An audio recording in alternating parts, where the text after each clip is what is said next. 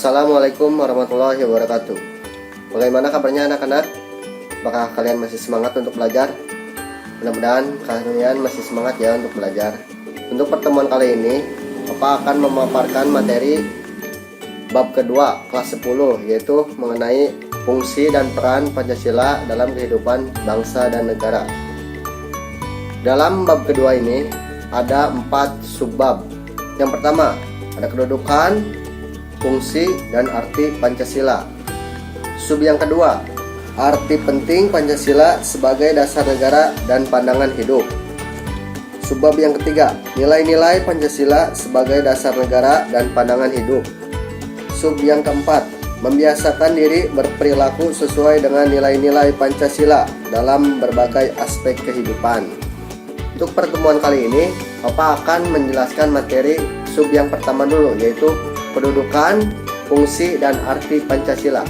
Langsung saja ke materinya. Kedudukan, fungsi, dan arti Pancasila dibedakan menjadi 6 macam.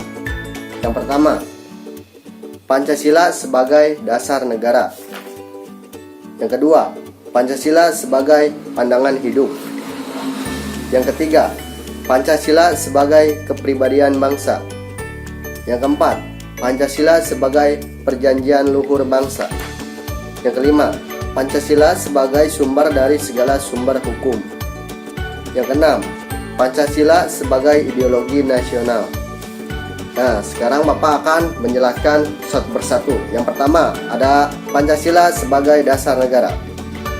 Dalam Kamus Besar Bahasa Indonesia, kata dasar berarti alas atau pondasi dan pokok atau pangkal suatu pendapat.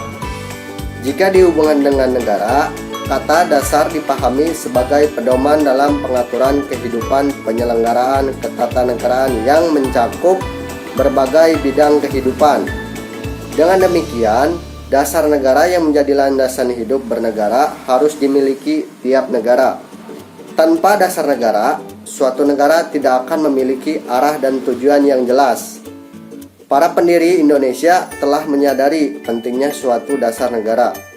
Oleh karena itu, dalam sidang pertama Badan Penyelidik Usaha-Usaha Persiapan Kemerdekaan Indonesia atau BPUPKI pada tanggal 29 Mei sampai 1 Juni 1945 dibahas dasar negara Indonesia. Beberapa contoh memberikan pendapat tentang dasar negara, seperti Muhammad Yamin, Supomo, dan Insinyur Soekarno. Pada akhir sidang BPUPKI pada 1 Juni 1945, Insinyur Soekarno untuk pertama kalinya secara resmi menyebut 5 dasar negara yang dikemukakannya sebagai Pancasila. Sejak saat itu kita mengenal istilah Pancasila. Yang kedua, Pancasila sebagai pandangan hidup bangsa. Pandangan hidup merupakan cara pandang, pedoman, dan arahan bagi seseorang untuk memandang diri sendiri dan menentukan hidupnya. Suatu bangsa yang telah merdeka tentu memiliki pandangan hidup yang dijadikan pedoman untuk mencapai kemakmuran bersama. Pandangan hidup tersebut digunakan untuk memecahkan berbagai persoalan yang dihadapi ketika mengatur kehidupan masyarakat dan ketatanegaraannya, baik urusan dalam negeri maupun urusan luar negeri. Dalam pandangan hidup suatu bangsa terkandung konsep dasar kehidupan yang dicita-citakan. Dengan demikian, pandangan hidup suatu bangsa dapat dipandang sebagai sari dari nilai-nilai yang dimiliki bangsa tersebut. Contohnya, suatu bangsa yang dijajah memiliki paradigma bahwa penjajahan harus dihapuskan karena membawa penderitaan dan kesengsaraan. Selanjutnya, dalam diri bangsa tersebut lahirlah tekad persatuan dan kesatuan untuk melepaskan diri dari penjajahan. Yang ketiga, Pancasila sebagai kepribadian bangsa. Dalam Kamus Besar Bahasa Indonesia, kepribadian adalah sifat hakiki yang tercermin pada sikap seseorang atau suatu bangsa yang membedakannya dari orang atau bangsa lain.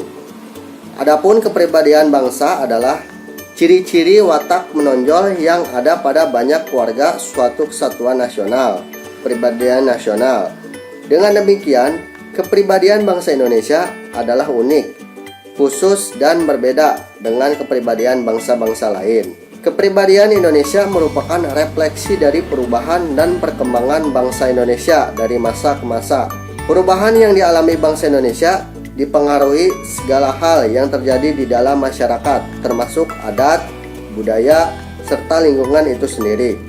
Yang keempat, Pancasila sebagai perjanjian luhur bangsa. Istilah Pancasila sebagai perjanjian luhur bangsa Indonesia muncul dalam pidato kenegaraan Presiden Soekarno di depan sidang Dewan Perwakilan Rakyat Gotong Royong atau DPR-GR. Pada tanggal 16 Agustus 1967, Perjanjian Luhur Rakyat Indonesia dipandang sebagai suatu perjanjian yang disepakati bersama oleh seluruh rakyat Indonesia dan harus diamalkan serta dilestarikan.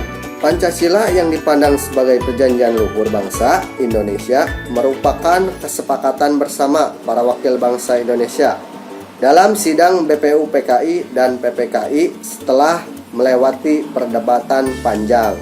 Yang kelima, Pancasila sebagai sumber dari segala sumber hukum. Sumber hukum adalah sumber yang dijadikan bahan penyusunan peraturan perundang-undangan, baik tertulis maupun tidak tertulis. Pancasila dijadikan sumber dari segala aturan hukum atau perundang-undangan yang berlaku.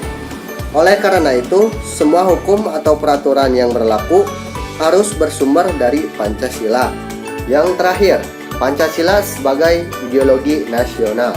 Dalam Kamus Besar Bahasa Indonesia, ideologi berarti cara berpikir seseorang atau suatu golongan. Pancasila adalah ideologi bangsa sehingga dipandang sebagai suatu hasil perenungan atau pemikiran bangsa Indonesia yang diambil dari nilai-nilai adat istiadat yang terdapat dalam pandangan hidup masyarakat Indonesia.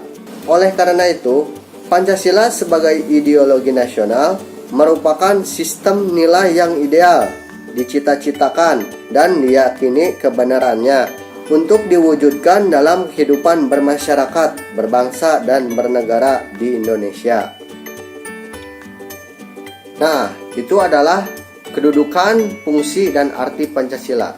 Jadi intinya bahwa kita sebagai warga negara Indonesia dalam melakukan aktivitas sehari-hari, baik di lingkungan sekolah, keluarga, masyarakat, ataupun tempat tinggal kalian harus bisa mencerminkan sikap Pancasila.